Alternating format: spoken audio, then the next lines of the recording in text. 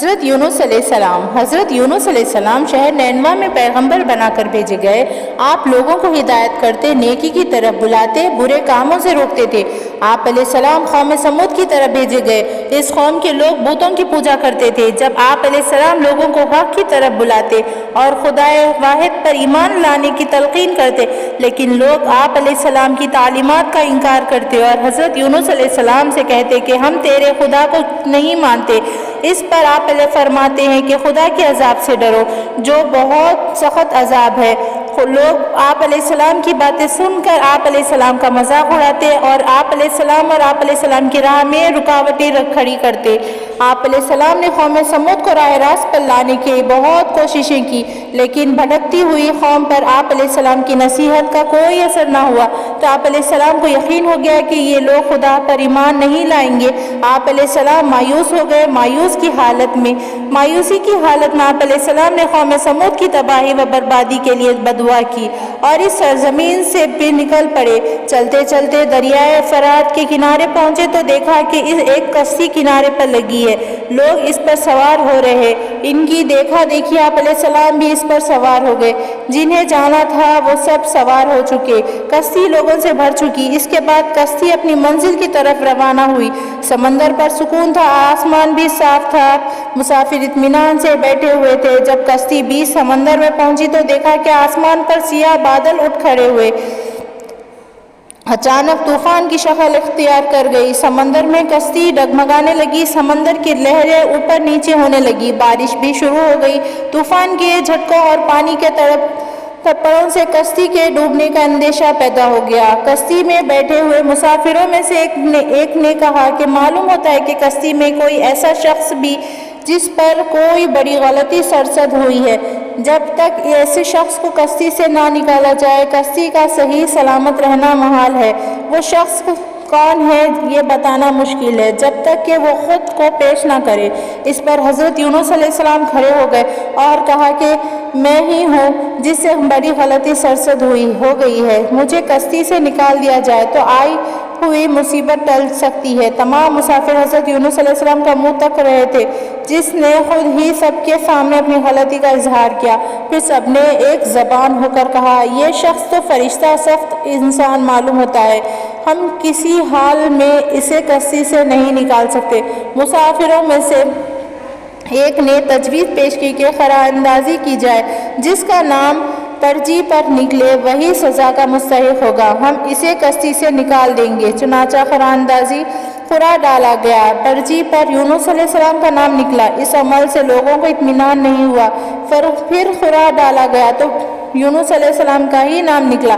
اس طرح یہ عمل بار بار دہرایا گیا، ہر بار یہی ہوا۔ حضرت یونس علیہ السلام نے کہا کہ میں اپنے رب کا نافرمان ہوں، خدا کا حکم بھی یہی ہے، مجھے دریا میں ڈال دو، تمام مسافروں کی جان بچ جائے گی۔ حضرت یونس علیہ السلام نے کشتی کے مسافروں سے اور ملاح سے بار بار کہا اور وہ کشتی سے چھلانگ لگانے کے لیے تیار ہے، اس لیے کہ میں نے اللہ کے حکم کا انتظار نہیں کیا۔ آخر کار کشتی کے مسافروں اور ملاح نے مان لیا اور حضرت یونس علیہ السلام کو دریا میں پھینک دیا۔ دریا میں ایک مچھلی حضرت یونس علیہ السلام کی طرف بڑی اور نگل گئی۔ اللہ نے مچھلی سے کہا کہ یہ تیری خوراک نہیں ہے، یہ تیرے پیٹ میں امانت ہے جسے واپس کرنا ہے۔ چنانچہ آپ علیہ السلام مچھلی کے پیٹ میں اندھیرے میں رہے، اللہ کا ذکر کرتے رہے اور معافی طلب کرتے رہے۔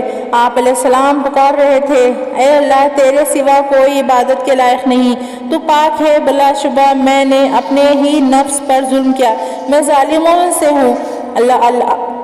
اللہ نے آپ علیہ السلام کی پکار سن لی۔ آپ علیہ السلام مچھلی کے پیٹ میں محفوظ رہے۔ مچھلی نے دریا کنارے پر اگل دیا۔ جب آپ علیہ السلام مچھلی کے پیٹ سے باہر آئے تو آپ بہت کمزور اور نڈھال تھے۔ آپ علیہ السلام نے کھلی فضا میں سانس لیا اور اللہ کا شکر ادا کیا۔ اللہ نے حضرت یونس علیہ السلام سے فرمایا، اگر تو مچھلی کے پیٹ میں میری پاکی بیان نہ کرتا تو نجات حاصل نہ کرتا۔ جس جگہ پر مچھلی نے آپ علیہ السلام کو اگلا تھا وہاں کوئی درخت نہ تھا، درخت تھا نہ کوئی مایا، دھوپ ہی دھوپ تھی، گرمی میں ناقابل برداشت تھی۔ اللہ کے حکم سے وہاں ایک بیل ہر پودا آگ آیا، پودے کی بیل سے سایہ آ گیا۔ آپ علیہ السلام سائے تلے بیٹھ گئے اور اللہ کا ذکر کرنے لگے۔ کہا جاتا ہے کہ آپ علیہ السلام کے پاس ایک ہرنی آتی تھی اور اپنا دودھ پلا جاتی تھی۔ اللہ تعالیٰ فرماتا ہے ہم نے بغیر گھاس کے زمین پر ڈال دیا اور وہ بیمار تھا، اور ہم نے بیل دار درخت کا اگایا اور ہم نے اس کو 1,00,000 آدمی کی طرف بھیجا، بلکہ اس سے بھی زیادہ بھر وہ لوگ ان علیہ السلام پر ایمان لائے۔